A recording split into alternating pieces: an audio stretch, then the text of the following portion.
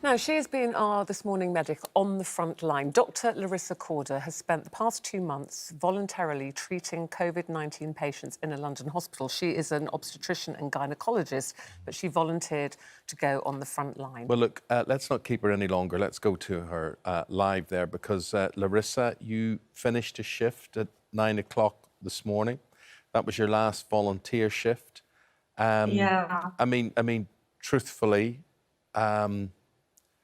well, how can I put this? I mean, you've done God's work. I mean, it's absolutely brilliant, but you must be quite relieved your stint is over.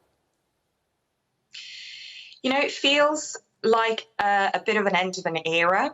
We're not through the pandemic yet, of course, and there's still many more ill patients with COVID, and the ward that I've just come off, you know, all our beds are still full. But there's been a massive transition between the start when I first joined on the 1st of April and now. And just doing my final shift and going around the ward and saying goodbye to the patients was actually really emotional for me. And as I held their hand and I had a little chat with them and told them that I was going off and I was now going to go and deliver babies, helped create and deliver babies, I realised just how much of this journey I've spent with them, how attached I've become, and how much it means to me that they all survive and that they all make it and get to see their families. So it's been an incredible experience. I can't compare it to anything else I've ever done before. But and has it been a learning curve as well? I was watching an Horizon programme last night and they were saying that every week that passes, more is learned about the virus. From a practical point of view, there must be observations medics like you make.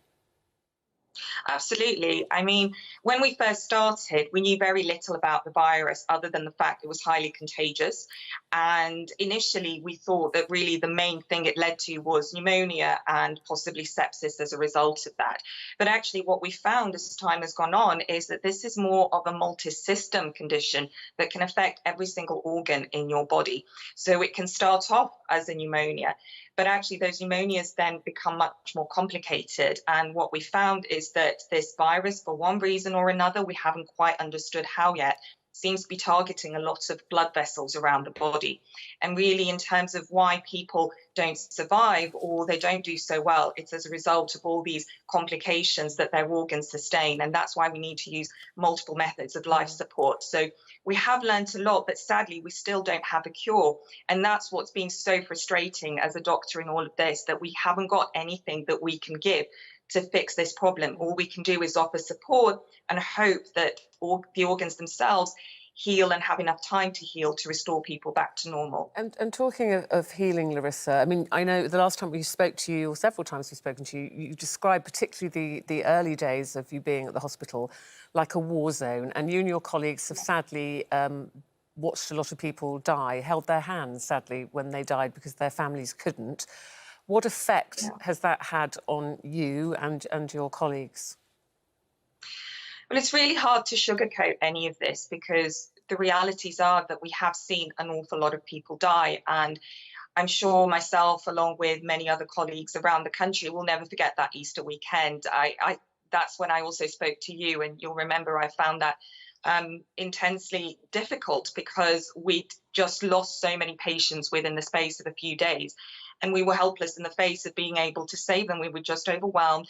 There wasn't, despite all our best measures and modern medicine that we were using, we just couldn't help an awful lot of people. And that's really hard to take as a doctor or a nurse in this, because to some extent, you're used to seeing death, but it doesn't make it any easier. You can never desensitize from it. And I think also for me personally, coming from the other extreme end of helping to create life and bring new life into the world, to be at this completely other end and interface was something that was really, really moving for me. And I have found it difficult, but I've had a lot of support from my colleagues.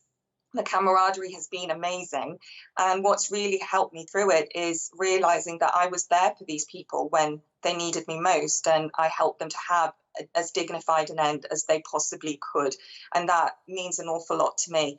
So, yeah, it's hard, but you you use methods and techniques to help you to get around it. And you carry these people forever in your heart and your mind, and their stories as well, along with the miracle stories that we've had. And there's been an awful lot of those as well. Well, thank goodness you have been there. Generally, is there a downturn? Can you see a difference in hospital patient numbers, patients being admitted? Yes, I mean, there's been a massive shift between sort of starting and being now at a point where I'm going back to maternity next week. And definitely the number of admissions and number of new cases of COVID has drastically reduced, which is a really good thing and testament to how well the NHS has performed in all of this, how well people have come together, and also the general public who've supported us in all of this and stayed at home. So that's been wonderful to see. But what we are now dealing with is an awful lot of still very critically ill people who remain in a difficult situation and difficult conditions that are still affecting them. And so we need to be able to help them now. But the numbers are reducing each day, and more we're seeing people being discharged, which is also really, really good. So a shift is coming, and hopefully normal services and elective procedures that people have waited desperately for will be able to resume soon. But we just have to make sure that things are completely safe and we don't risk new patients coming into the hospital and getting the infection. Yes. Well, Larisa, we know you're going back to the day job, as you said, helping couples with fertility, bringing babies into the world. But for now, we just want to thank you and all your amazing colleagues there at that London hospital for everything you have done. You've been amazing, and it's been so fascinating and very moving talking to you all about it. And I hope that quite soon we'll be able to see you in the studio and we can talk about it a bit more. This clap is for you and all the other volunteers. 2 months, 2 months of volunteering. Well done. Thank you. And I want to clap for all my other colleagues as well who've been amazing in all of this. I could not have done any of it without being part of the most fantastic team, and they deserve all of that clapping. So it's for them too. Okay, Thank you for that. You get home and get some sleep now. That was a long shift. Lovely to talk to you. Thank you. Look forward to seeing you soon. And you, my love. Thank you.